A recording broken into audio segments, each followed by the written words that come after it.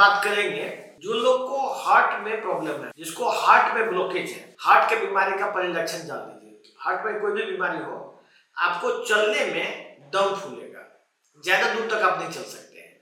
और यदि चेस्ट में दर्द होने लगा, छाती में दर्द होता है चलने फिरने पर या कुछ ज्यादा काम करने पर, या दिमाग में घबराहट जैसा लग रहा है, तो ये हार्ट की बीमारी है। हार्ट की बीमारी का यही पहचान होता है। बहुत सारे लोग जो जाते हैं डॉक्टर के पास रूटीन चेकअप के लिए, वो ये सोच के जाते हैं कि हार्ट में हमारा कोई प्रॉब्लम होगा तो पहले पता चल जाएगा। लेकिन उसमें 90% लोगों को हार्ट का ब्लॉकेज बताया जाता है कि हार्ट ब्लॉक हो गया है, और उसमें स्टेंट डलवा लीजिए। ऑपरेशन करा के हार्ट में जहां ब्लॉकेज है वहां एक स्टेंट डालने का एक परिपाटी चला हुआ है। लोग को मन में ये बैठा है कि स्टेंट डाल देने से आदमी हार्ट अटैक से बच जाएगा। अभी हाल के वर्षों में हमने कई फिल्म स्टार और सेलिब्रिटीज लोगों को देखा है कि स्टेंट लगाने के बावजूद भी हार्ट अटैक हो गया। तो लोग ये पहले समझे कि स्टेंट लगाना इस बीमारी का इलाज नहीं है, क्योंकि ब्लॉकेज जो होता है ना, ब्लॉकेज आपके मेटाबॉलिज्म के हिसाब से होता है। आपका यदि खान पान सही नहीं है, आपके बॉडी का मेटाबॉलिक रेट बहुत स्लो हो गया है, तो आपके बॉडी में चर्बी का जमना, फैट का जमना, कोलेस्ट्रॉल का जहां तहां डिपोजिट होना, कोलेस्ट्रॉल से ब्लॉकेज होना, सेल के अंदर इन्फ्लामेशन होना, हार्ट के अंदर जो ब्लड वेसल्स जो ब्लड सप्लाई करता है, इसके अंदर हार्ट के अंदर इन्फ्लामेशन होना। इन्फ्लामेशन होगा तो ब्लॉकेज हो जाएगा, क्योंकि अंदर तो स्पेस नहीं है।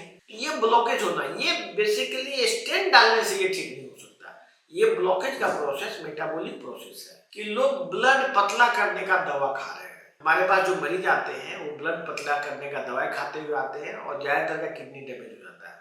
देखिए, जो ब्लड पतला करने की दवा है उसमें 2-3 ग्रुप की दवा आती है। उसमें ज्यादातर लोग एस्पिरिन नाम की दवा लेते हैं। मतलब एस्पिरिन केमिकल कंपोजिशन है, इसका ब्रांड नेम बहुत होता है। ये दवाई खाते हुए उसको बताया जाता है कि इससे ब्लड पतला होगा तो आपका ब्लड कहीं रुकेगा नहीं। लेकिन इसी दवा से ज्यादातर लोगों का किडनी फेल हो जाता है और ब्लड पतला भी नहीं होता है।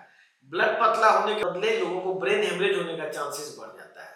आज से 100 साल पहले लोगों को ये नहीं पता था कि ये ब्लॉकेज कैसे होता है। उस समय ये डेवलप हुआ था इलाज, इसमें एक तो स्टेंट डाल दो। ये बेसिकली वहां पर एक वायर डाल दिया जाता है और उसमें बैलून लगा रहता है।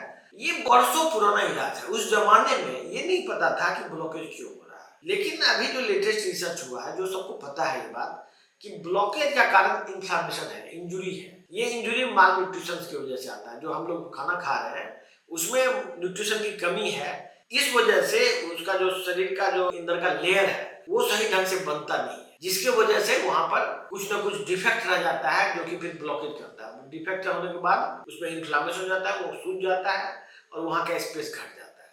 ये वजह है इस बीमारी का।